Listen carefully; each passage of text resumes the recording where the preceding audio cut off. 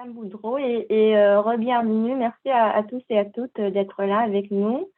Moi, je m'appelle Caroline Ney. Je suis associée de recherche principale à l'Institut canadien pour des choix climatiques.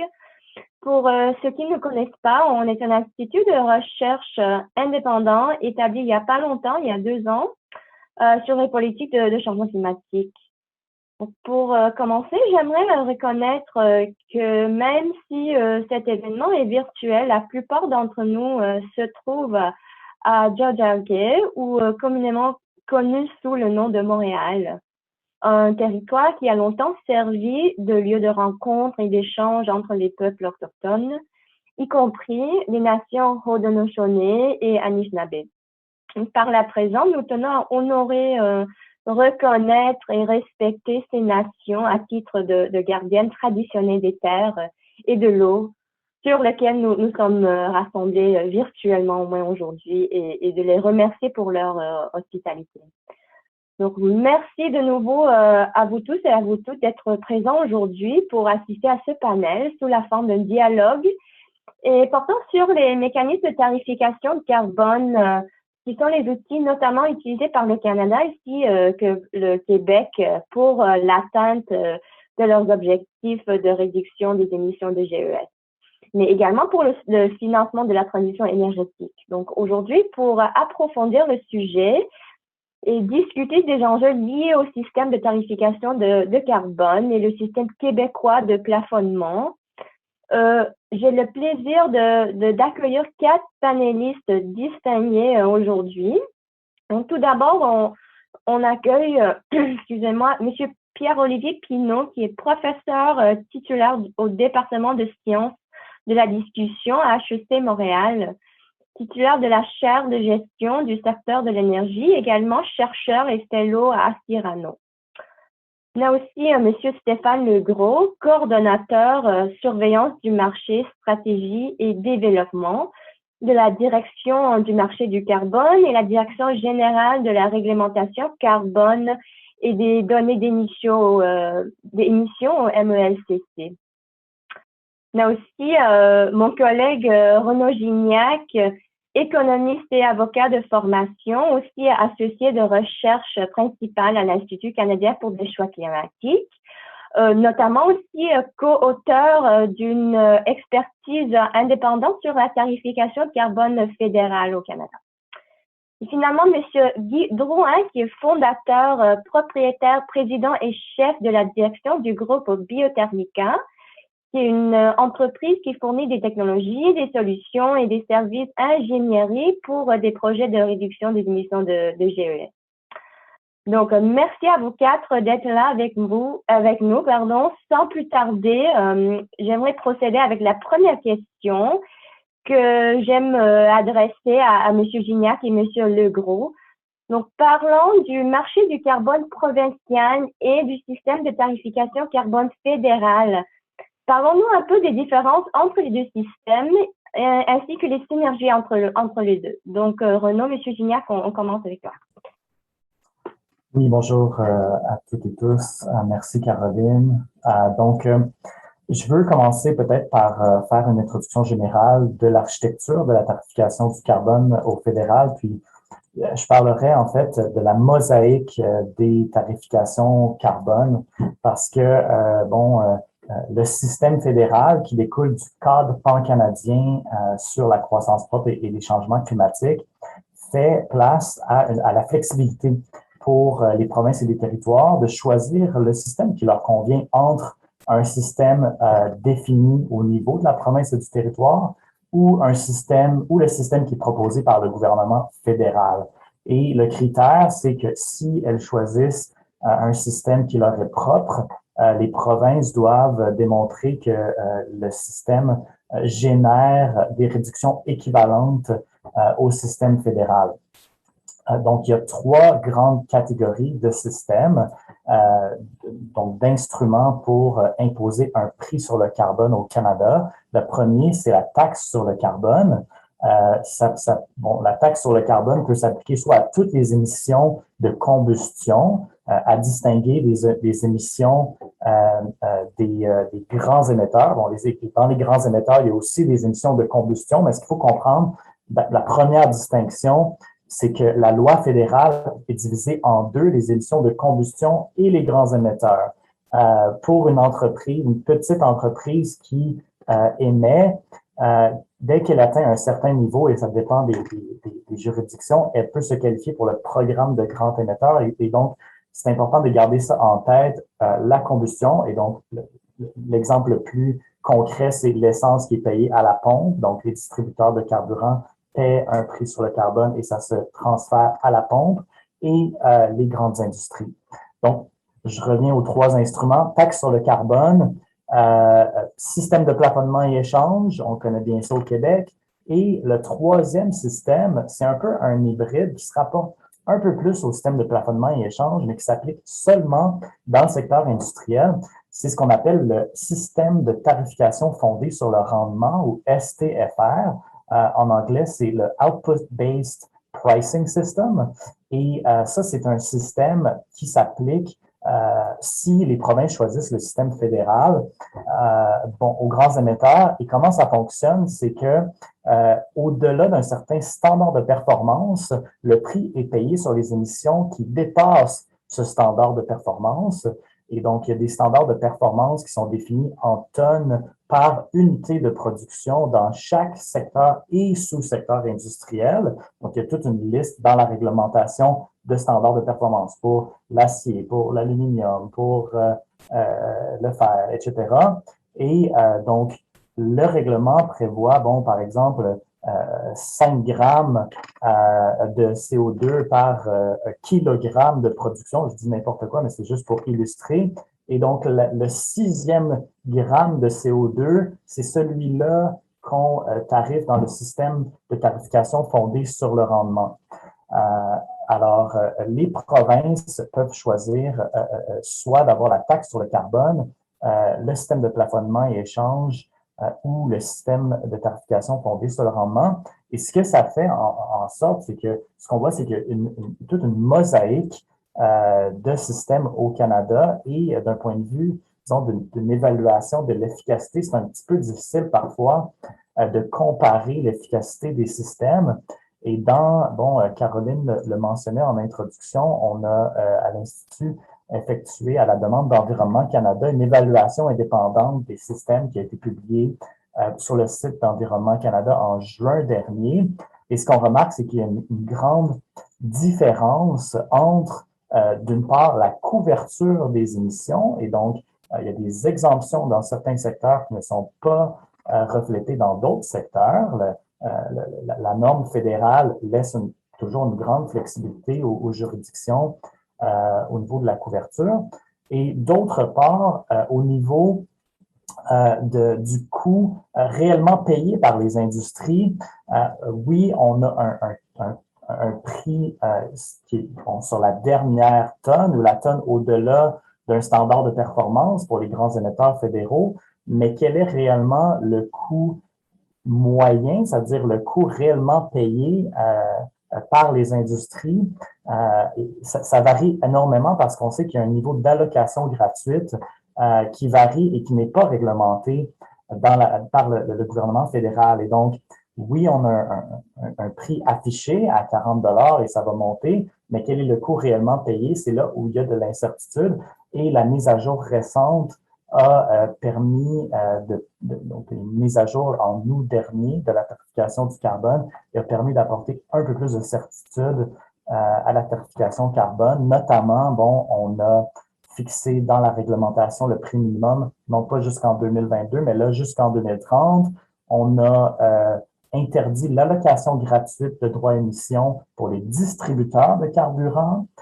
Donc, on maintient pour les grands émetteurs, mais pour les distributeurs, c'est le cas en Nouvelle-Écosse.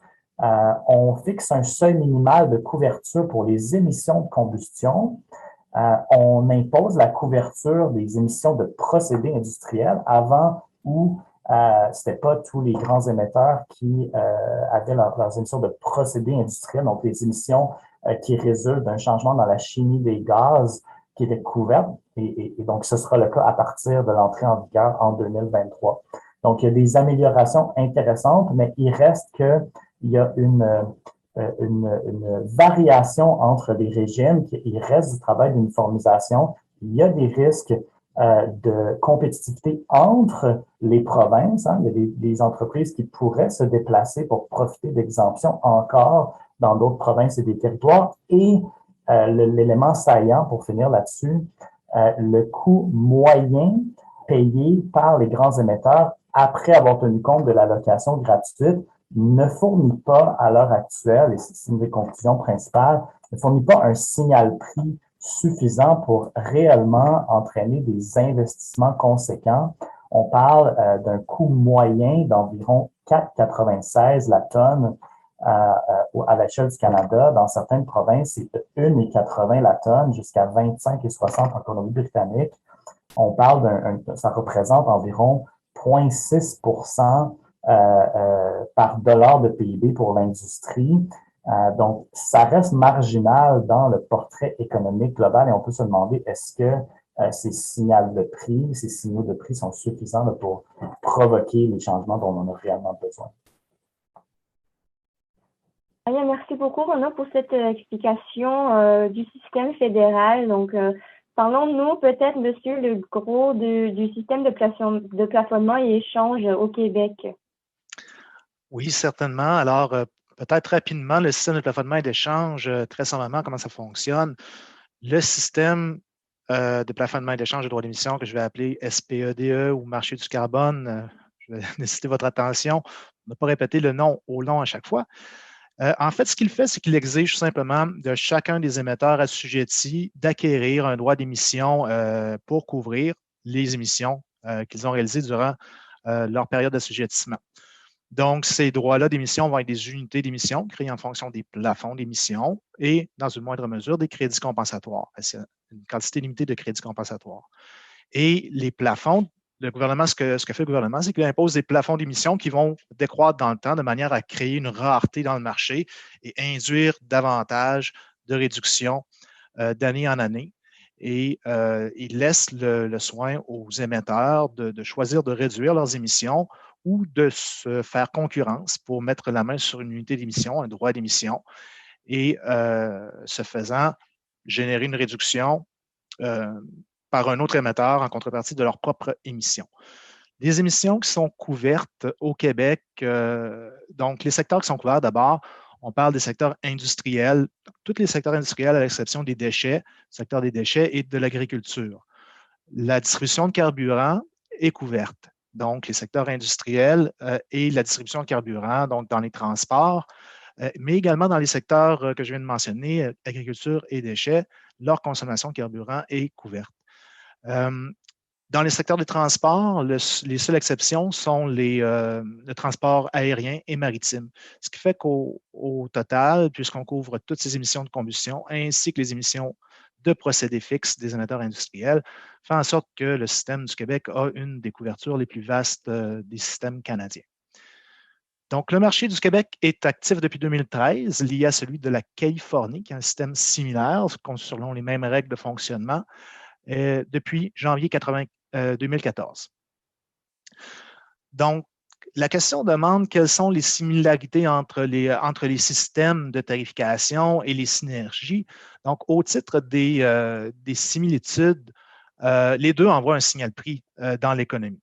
Donc, qui va inciter chacun des émetteurs à regarder ses opérations et réduire là où c'est possible de le faire à un coût équivalent au prix de la redevance, de la taxe ou le prix marché dans le cas des systèmes de plafonnement et d'échange. La différence est essentiellement au niveau du plafonnement des émissions. Donc, si on compare un système de tarification, prenons une taxe, tout simplement, une taxe offre l'avantage d'une bien plus grande certitude au niveau du prix accordé aux émissions, donc du prix de la tonne d'émissions, ce qui permet aux entreprises une meilleure planification. Par contre, elle ne génère pas de certitude quant au niveau d'émissions qui va résulter. Donc, par le plafonnement des émissions, on s'assure qu'à l'intérieur des sources d'émissions couvertes, dans l'espace régional, donc ici créé par la liaison Québec-Californie, la somme des émissions ne dépassera pas la somme des plafonds. Donc, les deux systèmes envoient le signal prix. L'émetteur va chercher à réduire ses émissions jusqu'au niveau du prix du marché.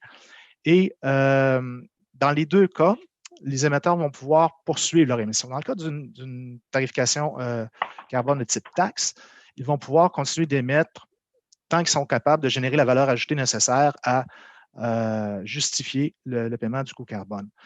C'est vrai à l'interne, mais c'est vrai aussi pour d'autres arrivants. Par exemple, c'est un secteur, l'aluminium, par exemple, est en mesure de justifier ce prix-là, il pourrait avoir de plus en plus d'alumineries qui s'installent. Et tant qu'ils sont capables de supporter ce coût-là, ça va fonctionner. À l'inverse, dans le marché du carbone, l'augmentation de la production va devoir être compensée par la réduction à quelque part par ailleurs dans le marché. Donc, c'est la prévisibilité. Par contre, pour générer la prévisibilité nécessaire pour les investissements, ce que va permettre le marché du carbone, on a un prix minimum de vente aux enchères qui garantit qu'on ne vendra pas à un prix moindre aux enchères. Et il y a également un mécanisme de contrôle des prix qui va venir situer une braquette supérieure, présentement à 65 $ et qui va augmenter de 5 plus l'inflation par année. Donc, on vient baliser un corridor qui permet une prévisibilité. En termes de synergie, présentement, les deux systèmes ne permettent pas d'échange de droits d'émission. Donc, il n'y a pas de jeu du marché, si on veut, qui les lie présentement. Par contre, indirectement, les deux systèmes incitent à l'innovation, donc peuvent générer la masse critique de demandes pour stimuler l'innovation et le déploiement de ces innovations-là. Et on peut penser qu'à terme également, la concurrence pour ces options-là, si elles sont contingentées, pensons par exemple à la disponibilité de la biomasse, pourrait générer une demande, donc une compétition qui générerait une hausse des prix, qui pourrait amener les prix tranquillement à se rapprocher. Finalement, au titre des synergies, il importe de souligner que les systèmes, avec l'avènement du système fédéral qui se déploie dans les provinces où il n'y avait pas auparavant de tarification carbone, on améliore la situation de compétitivité qui prévalait précédemment, où le Québec et la Colombie-Britannique étaient en avance en termes de tarification carbone. Maintenant, on vient créer un équilibre, on vient favoriser un équilibre entre les provinces. Merci beaucoup, Monsieur Legros et Monsieur Gignac aussi. Je trouvais ça une explication très claire du système québécois et aussi des différences entre les deux systèmes. Donc, merci beaucoup. Donc, on va passer à la deuxième question pour tous les quatre panélistes. Et vous en avez déjà parlé un peu, mais je vous demande de parler un peu de comment les mécanismes de tarification de carbone permettent concrètement une transition vers une économie sobre en carbone. Et dans un deuxième temps, pensez-vous qu'on accorde trop d'importance à la tarification de carbone comme stratégie de réduction des GES? Donc, Monsieur Pinault, on va commencer avec vous. Merci Caroline. Mais concrètement, si on met un prix sur le carbone, c'est parce qu'on veut que les gens n'émettent plus de gaz à effet de serre. Donc, le prix qu'on met sur les émissions de gaz à effet de serre, essentiellement le CO2, mais les autres gaz aussi, est là pour décourager les gens sur le principe que les gens n'aiment pas payer, les gens ne veulent pas payer, donc ils vont trouver des alternatives. Les alternatives, ça peut être cesser de consommer, diminuer la consommation de produits pétroliers ou d'autres produits qui émettent du CO2, ou ça peut être trouver des substituts. Il y a différentes manières, réduire sa consommation ou alors consommer autre chose qui a une intensité carbone moindre. Mais c'est vraiment basé sur le principe de se baser sur le principe que les humains n'aiment pas payer. On n'aime pas payer quand ça coûte cher, les gens n'aiment pas ça, on en achète moins. Et donc, c'est ce prix-là qui doit amener les gens à moins polluer. jusqu'à maintenant, jusqu'avant les prix sur le carbone, la pollution était gratuite. Et quand c'est gratuit, malheureusement, les humains ont tendance à abuser de ces biens-là. Et c'est ce qui s'est passé avec le CO2. C'était essentiellement gratuit, les émissions étaient gratuites et on émettait notre CO2 dans le grand dépotoir qu'est l'atmosphère et sans faire attention. Et donc là, on s'est dit, dans certaines juridictions, en mettant un prix, ça va discipliner un petit peu les participants. Alors, je vais peut-être m'arrêter là, mais même si je pourrais continuer sur la deuxième partie, là, est-ce qu'on accorde trop d'importance à la tarification? Je pense qu'on n'en accorde pas assez, mais je pourrais revenir éventuellement là-dessus. Merci bien. Monsieur Drouin, il va falloir activer le micro. Ah, merci, Très je bien. suis heureux que vous m'ayez invité, puis donner le point de vue d'un entrepreneur qui est autant dans la livraison de technologies de réduction de gaz à effet de serre que comme investisseur en faisant des projets de réduction et en vendant les crédits de carbone. Il y a peut-être une première chose, et je compléterai un peu l'exposé de M. Pinault. Il a tout à fait raison de dire qu'en mettant une tarification, on donne une valeur à une pollution, donc pollueur-payeur. Et évidemment, on n'aime pas payer, mais on peut voir cette problématique-là à l'envers. C'est quoi une molécule de CO2? Elle provient de l'oxydation, OK, d'une source de carbone fossile, que ce soit le pétrole, le gaz naturel, le charbon, avec l'oxygène. Alors, on peut voir le problème à l'envers, c'est qu'en tarifiant le carbone, on tarifie l'oxygène, qui est un des éléments du tableau périodique, et l'oxygène de l'atmosphère n'est pas tarifié. C'est considéré comme un bien commun, et alors que la balance des autres atomes sur le tableau périodique, ils sont tarifiés, que ce soit le cuivre, le fer, vous regardez le tableau, mais l'oxygène n'est pas tarifié. Ce qui fait que Économie 101, lorsqu'on ne tarifie pas une ressource terrestre, c'est comme si elle était illimitée. Alors, ce n'est pas vrai, tout est limité sur la planète. Donc, on peut voir de ce côté-là, au lieu de parler d'un pollueur-payeur, on met un prix sur une ressource commune qui n'est pas illimité, comme on le sait, puisque le problème climatique peut à un moment donné entraîner des effets qui peuvent mettre en danger la pérennité de la planète. Deuxièmement, la tarification permet quoi pour un entrepreneur privé? Deux choses. Premièrement, on devient un acteur où on peut développer des technologies justement parce qu'il y a une tarification de carbone, justement parce qu'on peut prévoir éventuellement une augmentation du prix de carbone qui rend rentable des technologies. Donc, la tarification accroît l'innovation, accroît le nombre d'entrepreneurs qui ont la volonté de développer des technologies qui vont apporter un bien pour la planète. Deuxièmement, c'est un autre acteur qui peut embarquer sur le marché du carbone. Il n'y a pas uniquement l'acteur celui qui crée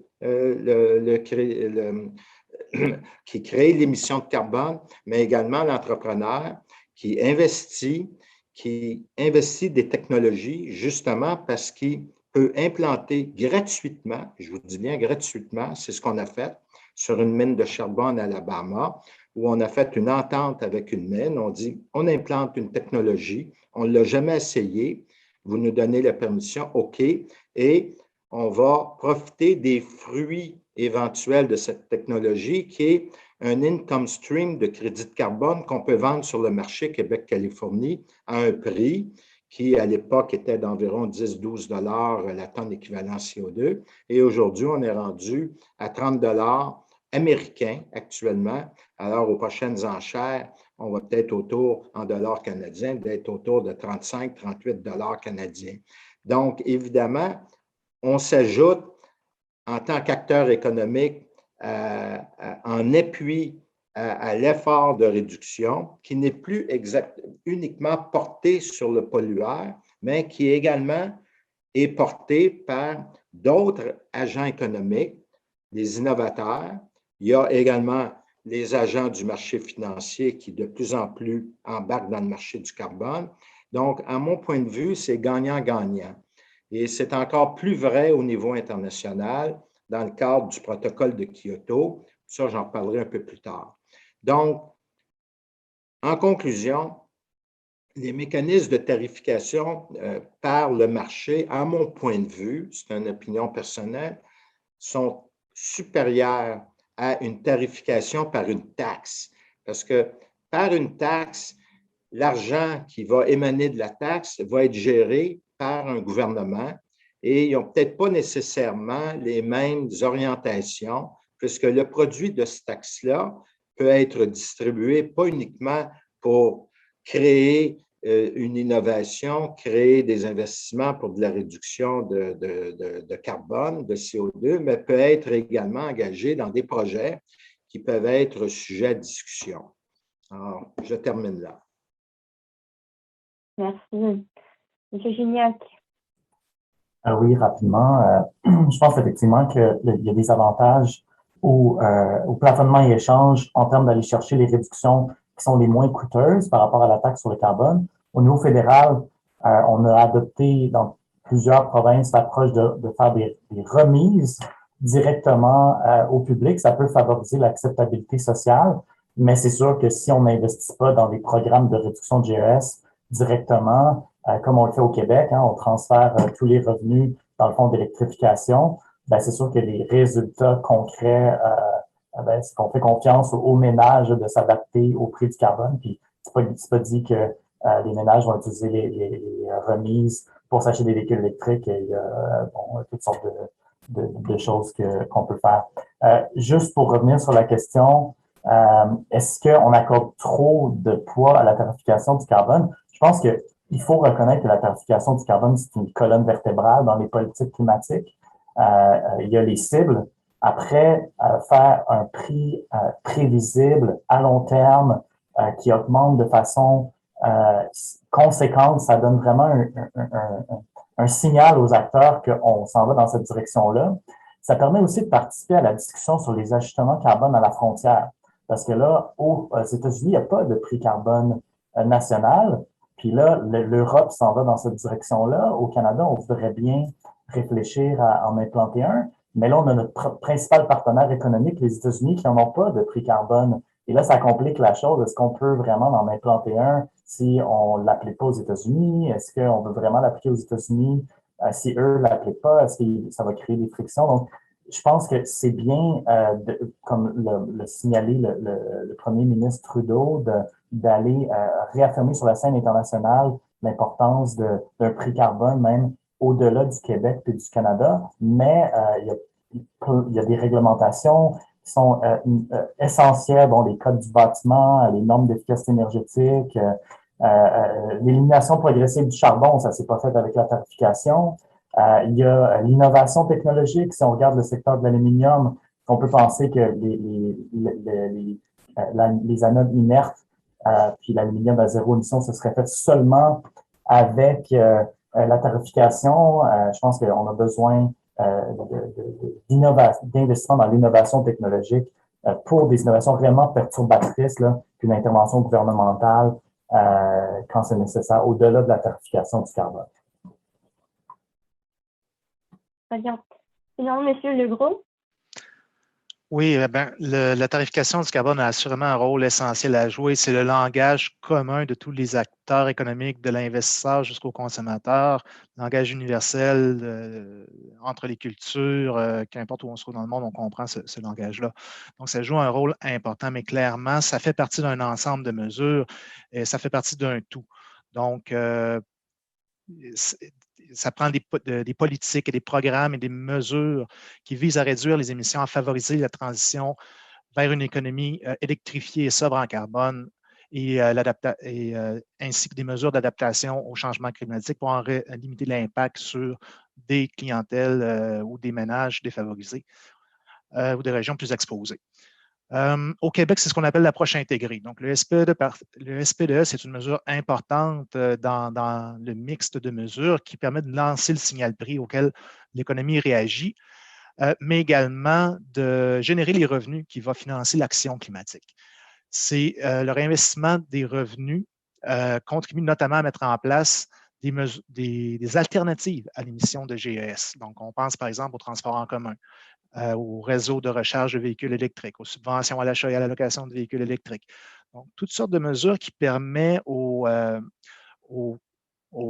clientèles, parce qu'il y a d'autres mesures également qui visent l'industrie, à favoriser la transition, mais qui permettent aux citoyens d'accéder à des alternatives à l'émission, sans quoi il est condamné à assumer un coût carbone, tout simplement. Donc, le SP2 ne peut pas garantir à lui seul l'atteinte des objectifs climatiques. C'est vraiment l'ensemble et la cohérence des mesures qui va permettre d'y arriver. On pense par exemple aux politiques énergétiques, en transport durable, en développement économique et régional et en urbanisme. Et également, élément important de cette approche intégrée-là, le réinvestissement joue un rôle quand même important dans l'acceptabilité sociale de la tarification carbone. Merci, M. Legros. Je vois que M. Pinault, il y a une question peut-être pour vous. Ce n'est pas tant une question que peut-être une rectification, parce que M. Legros l'a bien mentionné, les émissions, quand il a décrit le marché du carbone, il a bien dit que les émissions ne pouvaient pas dépasser les plafonds et il a bien dit que les plafonds descendaient. Donc, on pourrait argumenter que le SPED ou le marché du carbone, à lui seul, peut garantir l'atteinte des cibles parce que les plafonds descendent de façon mécanique, sauf pour les secteurs non couverts, l'agriculture et les déchets, et puis quelques petits secteurs exemptés. Mais on pourrait, si le gouvernement avait pleinement confiance dans son mécanisme de plafonnement, il pourrait très bien laisser libre cours au marché du carbone et simplement bien annoncer à la population que les plafonds diminuent avec le temps et que donc ceux qui n'innovent pas, ceux qui ne vont pas voir les Guy-Drouin de ce monde et qui ne changent pas leur mode de vie, eh bien, vont se faire prendre avec une pénurie de droits d'émission. Donc, je veux simplement à la fois corriger M. Legros avec les propres paroles de M. Legros parce que le marché du carbone pourrait en soi être suffisant, mais évidemment, c'est utile et intéressant d'avoir des programmes pour accompagner la société, pour faciliter sa transition. Je ne dis pas qu'il ne faut compter que sur le mécanisme de marché, mais on pourrait compter que sur le mécanisme de marché. Est-ce que, M. Legros, je vais juste peut-être donner la parole à M. Gignac, ensuite à M. Drouin, et après, je vous donne la parole pour pouvoir répondre. Renaud? Oui, c'est intéressant ce débat. Est-ce qu'on peut juste laisser le prix faire le travail? Mais on peut se demander, est-ce que ça serait vraiment la solution la plus efficiente du point de vue économique de se fier simplement au marché si on n'a pas, par exemple, des investissements en infrastructure de recharge pour les véhicules électriques qui sont dirigés par l'État par il y a certains secteurs où ça prend réellement une coordination, puis on voit mal comment ce serait autrement que l'État qui pourrait assumer en utilisant les revenus du marché du carbone pour finalement permettre aux acteurs de réellement profiter des opportunités de réduire leurs émissions là, si on n'a pas, par exemple, un réseau de bornes de recharge ou un système de transport en commun. On voit mal comment, si on arrêtait d'investir les revenus du marché du carbone dans le réseau de transport en commun, je ne sais pas si on atteindrait les résultats de façon aussi efficiente. M. Drouin?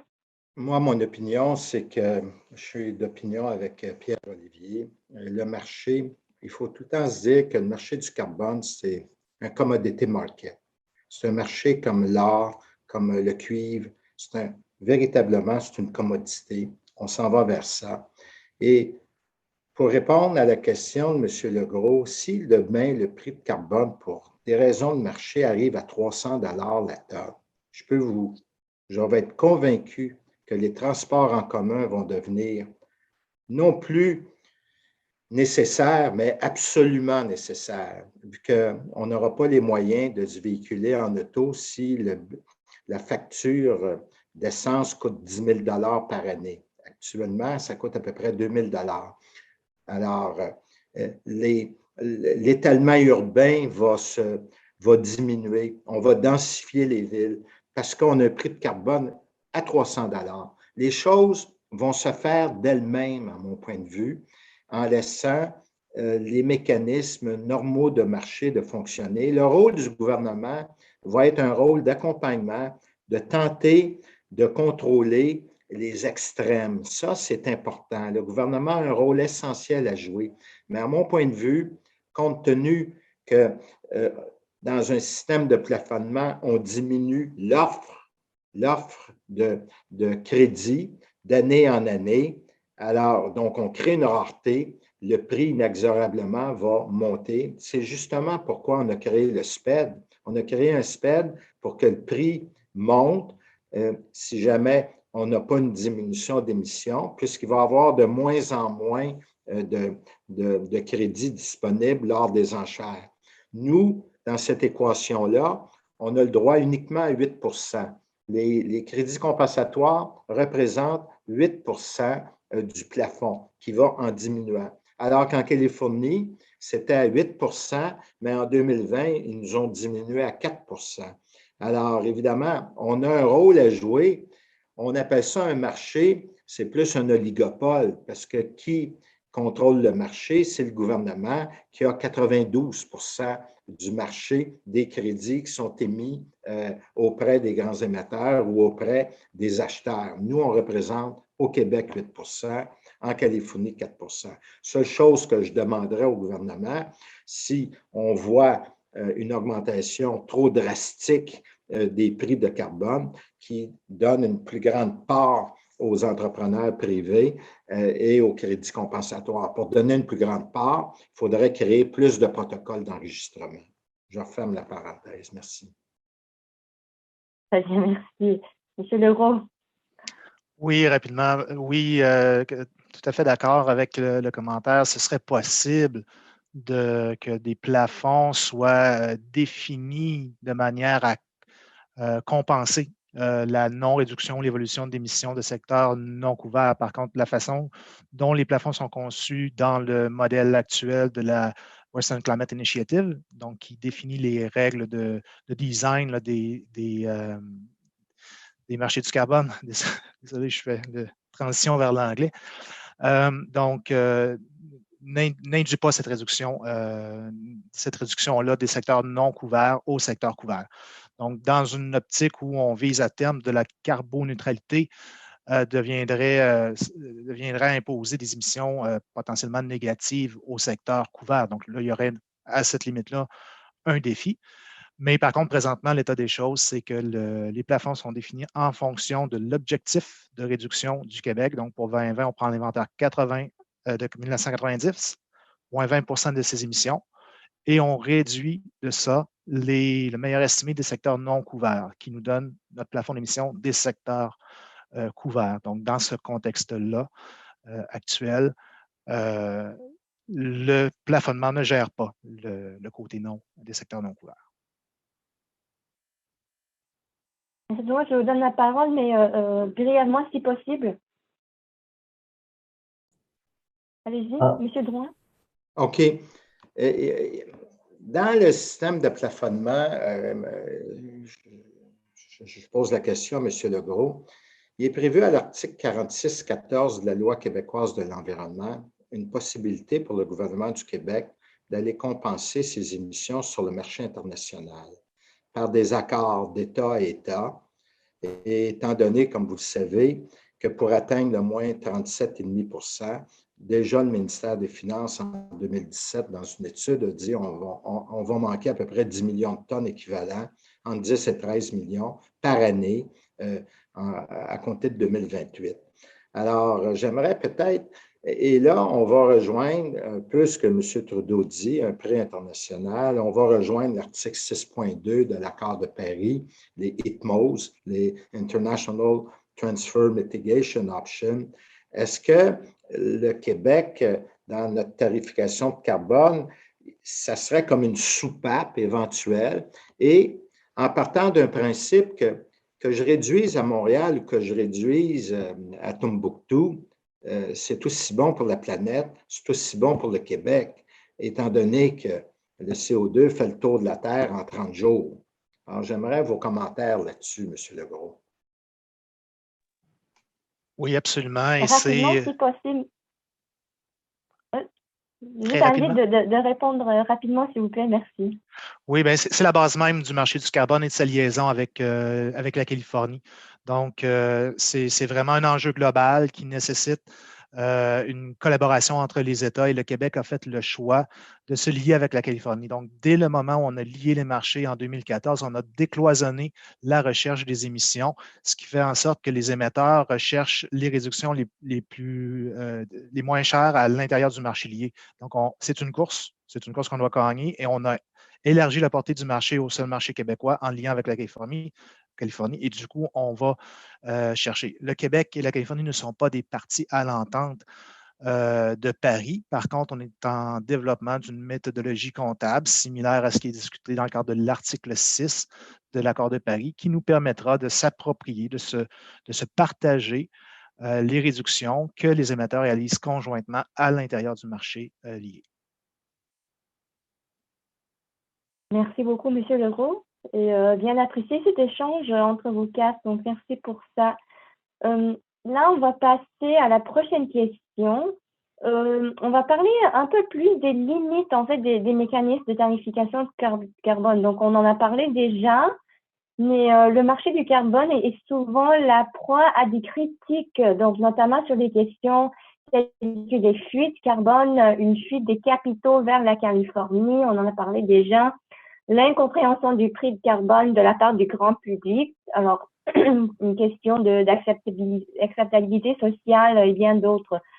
Donc, selon vous, les principaux éléments qui nécessiteraient d'être améliorés pour l'efficacité des mécanismes de tarification du carbone et pourquoi? Donc, Monsieur Pinault, on va commencer avec toi. Merci beaucoup. Mais je pense que la première amélioration, c'est véritablement la visibilité. On parle du prix du carbone, on veut que les gens payent le prix. En fait, on veut que les gens ne payent pas le prix du carbone parce qu'on veut que les gens n'émettent pas de carbone. Alors, on veut à la base qu'ils ne le payent pas. Mais le problème, c'est qu'on ne sait pas qu'on paye un prix du carbone. Et ça, c'est un grand problème au Québec. On a fait le choix du SPED et j'applaudis le gouvernement québécois d'avoir fait ce choix-là. Mais après avoir fait ce choix-là, le gouvernement a tout fait pour cacher aux Québécois qu'ils payaient un prix du carbone, de telle sorte que quand on va à la pompe acheter de l'essence, ceux qui vont encore à la pompe acheter de l'essence ne savent pas, ne voient pas que le prix du carbone est inclus dans le prix de l'essence qu'ils payent. Le prix est invisible. Et si vous faites une recherche dans les littératures économiques, quand les gens ne savent pas, même s'ils le payent, ils réagissent moins que s'ils le voyaient. Alors, première chose, c'est le manque de visibilité qui est une erreur fondamentale du gouvernement québécois dans la communication pour l'efficacité du système. Il y a un deuxième problème, c'est qui est le manque d'horizon temporel et de prévisibilité du prix. Monsieur Drouin l'a déjà mentionné, les prix vont exploser à cause de la rareté qui va survenir sur les marchés du carbone. Les plafonds descendent, les émissions au Québec ne descendent pas. Il y a forcément une rareté des droits d'émission qui va arriver. Les prix, d'ailleurs, aux dernières enchères sont montés à 29 $ canadiens. Ils étaient à 22 $ à l'enchère précédente en mai. Donc, en une enchère, entre mai et août, on a eu la plus grosse augmentation du prix que le marché n'a jamais connue. Et ce n'est que le début des augmentations. Et le gouvernement et aucun acteur public, à part quelques universitaires, ne dit sur la place publique que les prix vont largement augmenter et qu'il faut se préparer à cette augmentation subite et rapide des prix. Et donc ça, c'est le deuxième enjeu majeur, c'est le manque de prévisibilité et de préparation pour les acteurs économiques qui ne savent pas. Aujourd'hui, les gens qui s'achètent un F-150 chez leur concessionnaire, ils voient le prix de l'essence, ils se disent le prix de l'essence est élevé, mais je suis capable de payer. Mais le gouvernement ne leur dit pas assez clairement que le prix va augmenter, peut-être pas jusqu'à 300 $ comme M. Drouin le mentionne, parce que on a, comme M. Legros l'a dit, il y a un prix qui est plafonné et donc il ne pourra pas atteindre le 300 $ d'ici 2030, mais il pourrait atteindre 100 $, 150, 170 $ la tonne, ce qui rajouterait ce qui pourrait rajouter jusqu'à 50 cents le litre d'essence pour les consommateurs. Et là, il faut qu'on leur dise pour qu'ils se préparent et qu'ils anticipent. Si on ne permet pas aux consommateurs d'anticiper et aux émetteurs d'anticiper l'augmentation des prix, eh bien, ils ne pourront pas se préparer et c'est là qu'on aura un manque d'efficacité.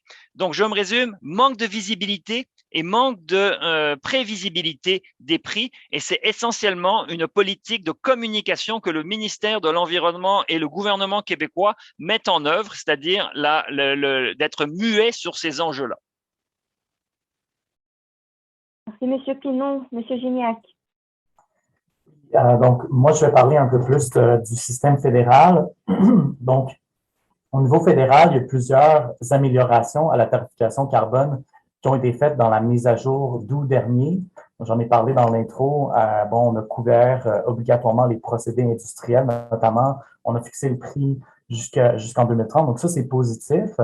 Par contre, la mise à jour, ce qu'on avait recommandé dans notre évaluation de juin, c'est de fixer des standards de performance minimaux pour les émetteurs industriels pour augmenter un peu, non pas le coût marginal, donc le prix marginal, qui est le 40 qui va monter à 50, ça c'est très bien, mais le coût moyen, le réel signal de prix que les industries doivent payer dans leur bilan et qui va vraiment leur donner un incitatif à se transformer. Présentement, les standards de performance qui déterminent à partir d'où on charge le prix sur le carbone, finalement, parce que tout ce qui est en bas du standard de performance, c'est 0 $ la tonne,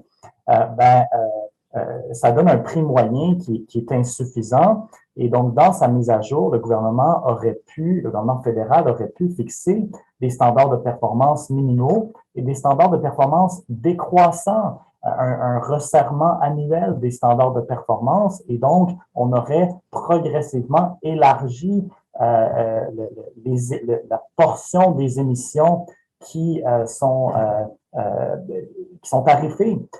Et donc, ça, on a choisi de ne pas le faire. Dans le contexte du Québec, c'est un peu moins préoccupant qu'il y ait des allocations gratuites. Dans le contexte du Québec, l'enjeu, c'est plus l'acceptabilité sociale parce qu'il y a des plafonds. Et donc, si on a un taux de resserrement de 1 à 3 par année, donc quand même, la proportion des allocations gratuites diminue, c'est bien. On peut se questionner si c'est assez rapide parce que finalement, si il y a moins de crédits, puis on conserve beaucoup d'allocations gratuites, ce qui va arriver, c'est que ce sont les consommateurs à la pompe et les petites entreprises qui vont assumer tout le fardeau de la réduction des émissions et qui vont assumer un prix qui va augmenter très rapidement. Et ça pourrait poser des enjeux d'acceptabilité sociale. Mais au niveau du plafond d'émissions, on est correct en principe. Par contre, au niveau fédéral, il n'y a pas de plafond absolu d'émissions dans le secteur industriel. Tant que les standards de performance sont rencontrés, on peut augmenter la production. Il n'y a pas de limite absolue aux émissions. Et ça, c'est problématique si on veut réellement réduire les émissions dans des secteurs à forte intensité carbone comme le pétrole et le gaz. Merci. Monsieur Drouin. Regardez, si on veut une planète propre, il faut payer pour, à un moment donné. On paie pour avoir de l'eau propre avec les usines d'épuration. On paie pour avoir une collecte de déchets propres en mettant un tipping fee sur les déchets. Alors, il est tout à fait normal qu'on paie pour avoir une atmosphère propre. Ça, c'est comme ça. Alors, d'un côté. De l'autre côté, à notre point de vue, on parle beaucoup de diminuer les émissions des industries. Il y a des limites à ça. Il y a les lois de la physique et de la chimie qui sont incontournables. Il y a des procédés qui vont émettre toujours du CO2, quoi qu'on fasse. Alors, il y a le gros du débat, c'est de réduire les émissions du secteur du transport et les émissions du secteur méthane, qui représente quand même, au niveau mondial, 20 des émissions globales des gaz à effet de serre, le méthane, provenant du pétrole, du gaz, provenant des déchets, provenant des mines de charbon, etc., et provenant des animaux et des rizières. Donc, il faut mettre un focus à un moment donné sur où ça coûte le moins cher de réduire. Et c'est mon grand débat actuellement que lorsque j'observe ce qui se passe à COP26, lorsque la maison est en feu et on est des pompiers, on va éteindre le feu où ça coûte le moins cher ou que c'est le plus pogné. Moi, je actuellement des réductions de gaz à effet de serre dans les pays en voie de développement. Ça me coûte 15 la tonne équivalent CO2. On va mettre ici au Canada jusqu'à 2 000, 3 000, 5 000 $. J'ai vu des projets au Canada où on a payé 32 000 $ pour faire une réduction d'1 tonne équivalent CO2, alors que à 3 000 km d'ici ou 5 000, on va, pour une réduction équivalente, on va en faire 1000 fois plus. Donc, à un moment donné, il faut que autant le Québec que le Canada, tous ensemble, on travaille pour mettre un prix mondial du carbone. Et là, on va aller chercher au plus vite, parce qu'on parle d'une urgence climatique. On a 15 ans pour agir. On parle même que pour rencontrer la cible d'1,5 degré C en 2030, il faut réduire de 55 %. On est rendu en 2022. Donc, il faut qu'à compter de 2023, on réduise de 7 % par année les émissions mondiales de gaz à effet de serre. À un moment donné, il faut arrêter de discuter et il faut faire des projets de réduction. L'urgence Merci est là. beaucoup. Monsieur Legros, vous avez la parole. Oui, écoutez, ben, quelques bons points. En effet, peut-être rapidement sur la question de la transparence. Évidemment, on réagit à ce qu'on comprend, à ce qu'on peut mesurer. Donc, quelques éléments par rapport à ça. Les prix, on publie beaucoup d'informations sur le marché du carbone, le prix des enchères est public. On publie également l'évolution du marché des produits dérivés. Maintenant, le prix, l'impact de ça dans le prix de chacun des produits va varier. Ce bout-là n'est pas affiché à la pompe. Par exemple, il y aurait le défi de la fluctuation, entre autres, là, qui serait pour changer le comportement, que le prix soit affiché à la pompe, ce serait tout un défi. Qu'il soit publié avec des coefficients de contenu carbone serait quelque chose de possible, d'envisageable. Par contre, au niveau des prévisions, il faut quand même rappeler le corridor de prix que j'ai mentionné plus tôt. Ce corridor-là permet déjà de baliser le prix. Déjà, on a décollé du prix de marché. Le prix sur le marché des produits dérivés présentement est à près de 40 $ canadiens. Donc, on parle quand même le prix minimum n'est pas présentement pertinent dans la décision. Et le prix plafond à l'horizon 2030 serait environ pour évoluer à environ 150 $ canadiens. Donc, quand même, on a déjà là une certaine balise en termes de prise de décision. Le prix va se situer à quelque part entre les deux. Par contre, en tant que gouvernement, il faut faire attention. On a de l'information sur le marché. Il faut faire attention de ne pas laisser croire qu'on prévoit des niveaux de prix en fonction d'une information qu'on détient. Il y a plusieurs prévisions privées qui sont possibles et disponibles pour cela. Également, il y a été mention de l'allocation gratuite. L'importance, l'allocation gratuite est nécessaire. Peut-être afin de prévenir les fuites de carbone et inciter les émetteurs à poursuivre à évoluer dans un environnement d'affaires où le carbone est tarifé et éviter de se délocaliser et émettre davantage. Je ne reviendrai pas sur ce système-là, sur la nécessité. Je pense qu'elle est bien comprise, c'est la fuite carbone. Par contre, le fait de donner gratuitement des unités d'émission ne va pas va pas générer une diminution du prix marché, étant donné que l'offre, ce qui définit le prix du marché, c'est l'offre et la demande d'émission qui est fonction du niveau d'émission et de la disponibilité des droits. Donc, le prix marché va rester le même et l'incitatif va demeurer le même pour l'émetteur, puisque s'il réussit à aller au-delà de sa cible d'intensité qu'on lui donne, Renaud expliquait d'entrée de jeu l'application dans le système fédéral, c'est similaire dans le marché du carbone, va obtenir des droits excédentaires qu'il va pouvoir rentabiliser dans le marché. Par contre, l'économie comportementale indique que quand on n'a pas besoin de mettre la main dans notre poche, on est moins prompt à le faire, mais économiquement, quand même, l'incitatif est là. Ceci dit, la réduction de l'allocation gratuite est le défi de tous les gouvernements qui mettent en place un marché du carbone. Le bon paramétrage de l'allocation gratuite et la réduction. On voit en Europe, ils sont arrivés avec des mesures de tarification carbone à la frontière dans l'objectif de réduire l'allocation gratuite. C'est une piste qu'on suit, qu'on regarde pour bien comprendre les implications.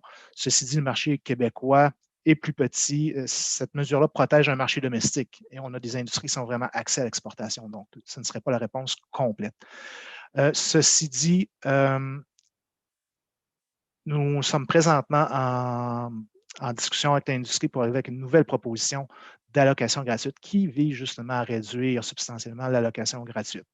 Donc, différents facteurs novateurs dans cette nouvelle approche-là.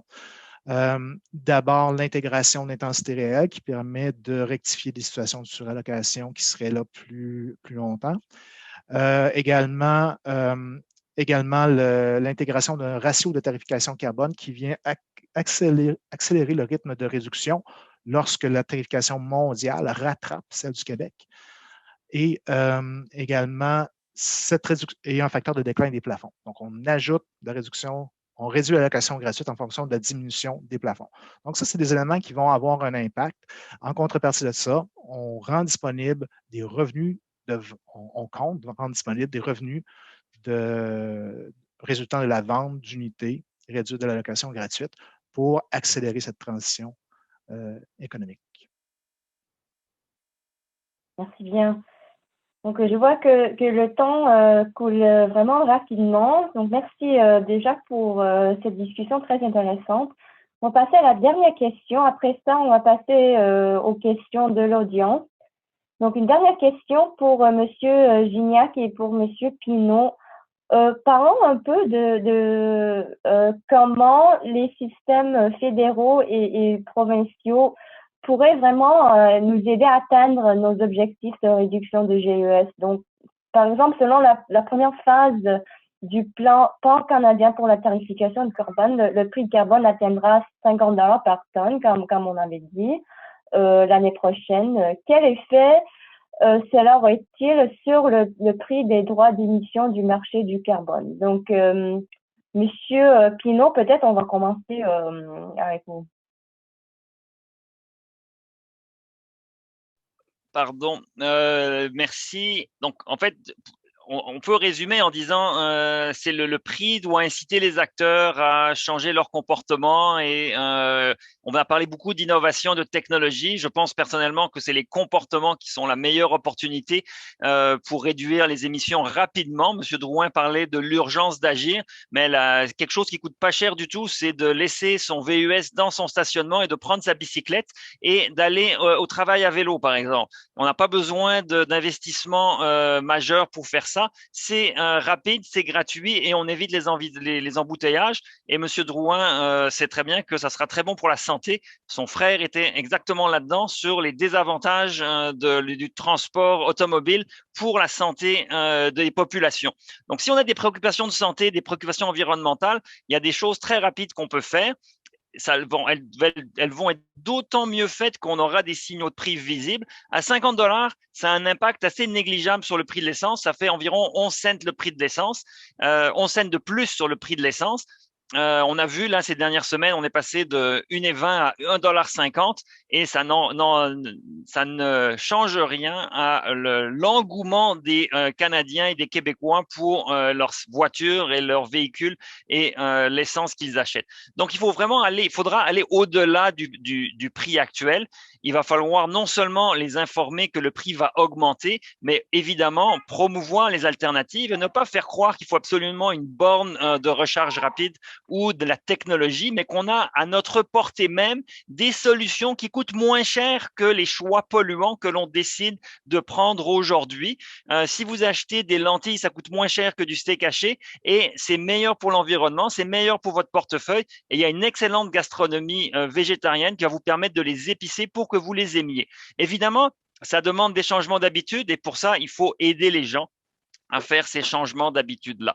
Donc, le système de tarification du carbone, il est là pour guider les grands acteurs économiques. Il faut évidemment informer de la panoplie d'options qui sont disponibles et c'est ce qu'on devrait s'affairer à faire. Et quant à moi, on ne s'affaire pas assez à bien informer les émetteurs industriels et résidentiels de leurs options pas chères du tout. Dans le cas résidentiel, il y a plein d'options pas chères qui existent pour améliorer non seulement son bilan carbone, mais sa qualité de vie.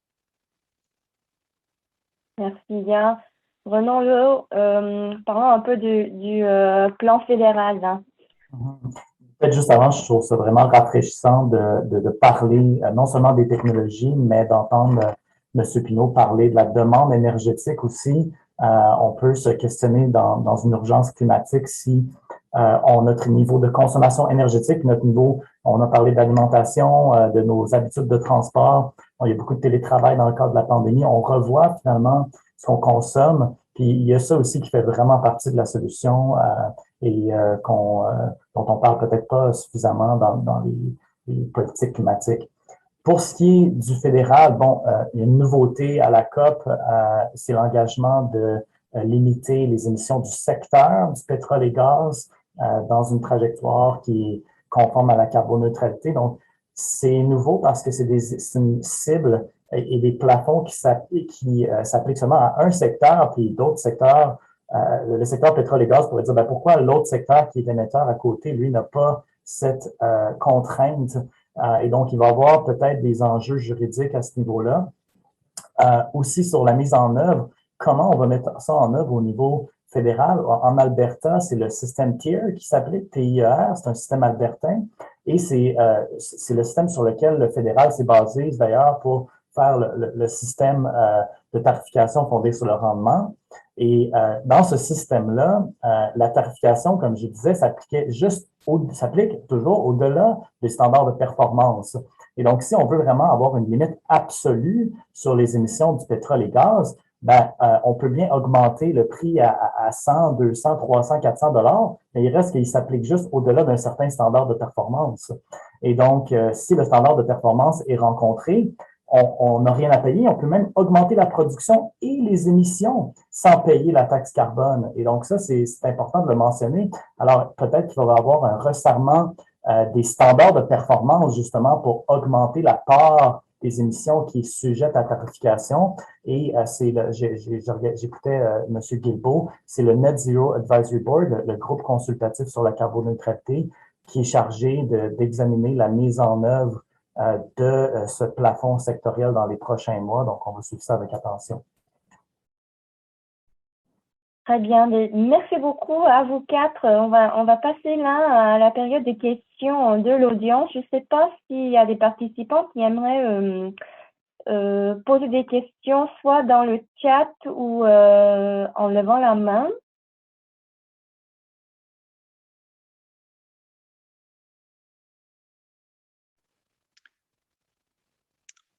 Pas pour l'instant.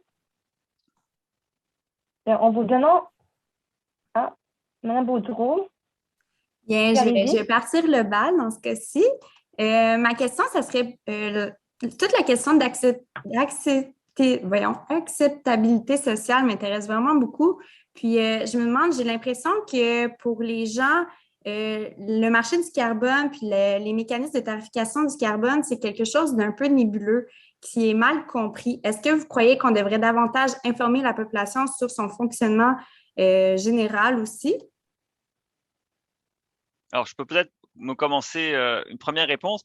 Je pense que le fait que ça soit mal compris, particulièrement le marché du carbone, a été un facteur d'acceptabilité sociale. Parce que c'est difficile de s'opposer à quelque chose qu'on ne comprend. Et quand le gouvernement québécois a mis en place le marché du carbone, personne à peu près le comprenait au Québec, donc personne ne pouvait le critiquer, alors qu'une taxe sur le carbone qui est beaucoup plus facile à comprendre, les gens disent « Ah non, je ne veux pas payer de taxe ». Alors, c'est un problème en soi. Ça a été bénéfique au début parce que les gens ne comprenant pas, ne s'opposaient pas. Mais maintenant qu'il est accepté, maintenant qu'il est là, il est impératif que les Québécois le comprennent mieux. Et M. Legros mentionnait que le gouvernement ne pouvait pas se lancer dans des prévisions en public parce que c'était un acteur. Mais une chose que le gouvernement pourrait faire, c'est rendre les plafonds d'émissions qui sont publics dans des règlements, mais enfouis dans la Gazette du Québec, dans un endroit que je vous mets au défi de chercher et de trouver en moins de 10 minutes ou 15 minutes. C'est impossible pour le commun des mortels de connaître ces plafonds d'émissions, la valeur exacte de ces plafonds d'émissions. Et le ministère enfouit ça dans la Gazette officielle, ce n'est absolument pas sur le site. Et alors qu'on a des informations de base, comme le plafond d'émissions, qui est une information publique, mais qui est caché par le gouvernement même qui le met en place, eh bien, c'est très difficile pour les gens de comprendre ce système. Le plafond devrait être la base. On devrait dire aux gens, le Québec émet 80 millions de tonnes et il y a des plafonds qui descendent d'année en année. Quels sont ces plafonds? Eh bien, le gouvernement ne le communique pas. Et c'est très difficile de trouver l'information. Je pense que dans les décrets. Les décrets sont sur le site du ministère. Ils sont là, mais bonne chance de les trouver et de les communiquer et de les voir. C'est un élément fondamental pour la compréhension. C'est justement voir que l'étau se resserre et que pour inciter les gens à agir. Mais pour que le système perdure, il va falloir que les gens le comprennent et l'acceptent. Alors, et cette acceptabilité sociale, on ne va la voir qu'avec une éducation, parce que sinon, le jour où les prix vont monter en flèche, on va avoir un choc tarifaire tel qu'on va avoir une révolte, parce que en même temps actuellement, le gouvernement dit on ne fait pas d'éco-fiscalité, on ne veut pas faire payer la population davantage. Or, c'est faux. On a un système qui est de l'éco-fiscalité pure et on a un prix sur le carbone qui va augmenter de manière brutale.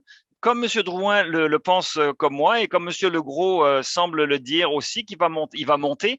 Moi, je pense qu'il va monter de manière brutale. Il y aura un prix politique qu'on va payer. Et là, la population, n'étant pas préparée, va réagir beaucoup plus négativement que ce qu'elle aurait pu réagir si elle avait été mieux préparée.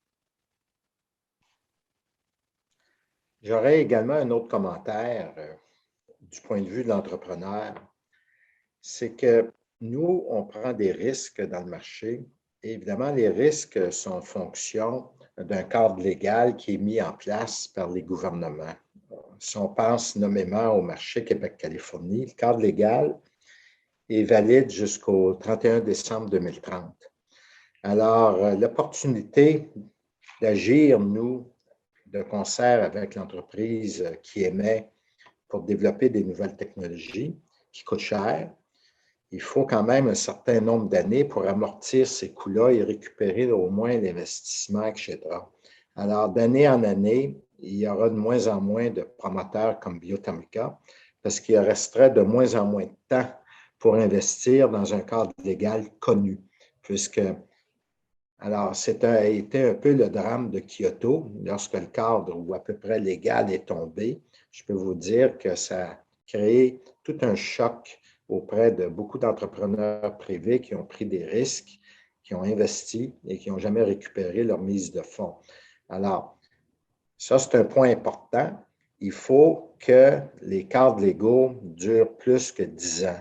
Il faut qu'il y ait une espèce de pérennité légale qui fait en sorte qu'il y a une mobilisation de tous les acteurs et l'entreprise privée est un acteur essentiel par sa capacité innovatrice, par sa capacité de faire arriver les choses, de faire les projets, parce qu'au bout de la ligne, les solutions pour réduire deviennent, en tout cas dans notre secteur, carrément des contrats de construction de systèmes qui vont faire en sorte que des usines vont moins polluer, les transports vont devenir plus efficaces en développant par exemple, des voitures électriques moins coûteuses avec des batteries qui coûtent encore moins cher, de façon à faire arriver toute cette transition-là. Alors ça, évidemment, c'est un message que je donne aux deux gouvernements. Please, faites des cadres légaux qui sont au moins de 15-20 ans et qu'on ne change pas les règles du jeu en cours de route, parce que ça décourage beaucoup l'effort privé dans ce combat. Merci.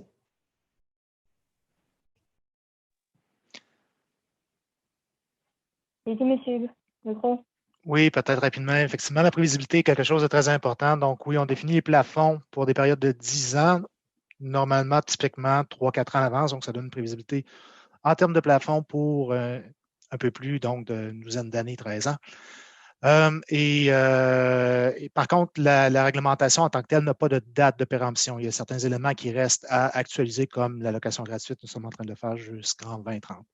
Donc oui, assurément, la prévisibilité est essentielle à tout changement qu'on veut périn.